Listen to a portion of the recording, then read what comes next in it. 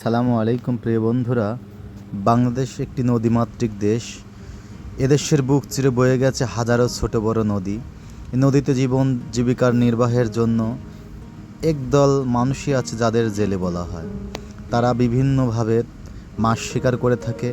মাছ মারার ফাঁদগুলো বিভিন্ন রকম হয়ে থাকে। অঞ্চলভেদে একক অঞ্চলে একক রকমের মাছ মারার পদ্ধতি বা মাছ শিকারের পদ্ধতি।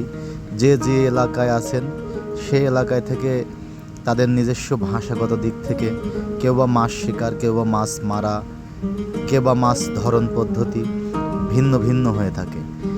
আমাদের নাটোর জেলার সিংড়া উপজেলায় একটা মাছ ধরার পদ্ধতি হচ্ছে খোরা জাল।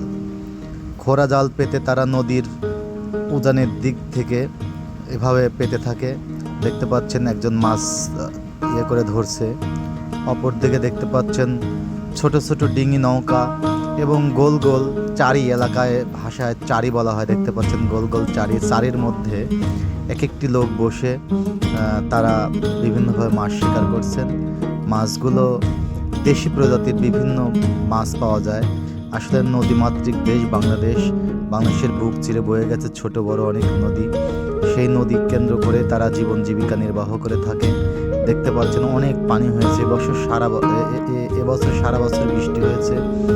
বৃষ্টির কারণে দেখতে পাচ্ছেন ঝাঁক জাল বা খেপলা জাল, যে যে এলাকার যে ভাষায় বুঝে থাকেন বা চিনে থাকেন, এ জাল দিয়ে তারা ছোট মাছ থেকে বড় মাছ যে কোনো সাইজের মাছই তারা ধরতে পারে। আমি এখানে সকালে নাটোরের সিংড়াতে ভ্যাকসিন আনার উদ্দেশ্যে দাঁড়িয়েছিলাম। দেখলাম তারা ঝাঁক জাল দিয়ে মাছ শিকার করছে। দেখতে পাচ্ছেন একজন ফিরেছে, আরেকজন অপেক্ষা করছে, কারণ একজনের ফালা হওয়ার পরে অপরজন অপেক্ষা করে যে যাতে ওর জালটা মাটিতে পৌঁছানোর পরে একটা মারবে। আর দেখতে পাচ্ছেন যে এটা কাটা ফাতাসের নাম বলে এলাকায়। এই মাছগুলো এই জালে জালে বাঁধছে অনেক মাছ। তারপরে আপনার এখানে মাছ আছে পাবদা, ইটা, বাঘার, বিভিন্ন প্রকৃতির ছোট ছোট মাছ তারা শিকার করে। পোনা মাছ জাতীয় যেগুলো মাছ, অনেক মাছ তারা প্রতিদিন বিকেলের দিকে জাল ছেড়ে রাখে। সকালে এসে তারা এখন দেখতে পাচ্ছেন এটা একটা চারি আর কি, ডালির মতো করে তৈরি করে, ওর ভিতরে বসে তারা মাছ শিকার করে। দেখতে পাচ্ছেন আবার ঝাঁক জাল ছাড়ছে বা খেপলা জাল, তারা ছোট মাছ শিকার করছে। বড় মাছও পাচ্ছে, বোয়ালও ওঠে, অনেক রং বেরঙের মাছ তারা শিকার করে থাকে।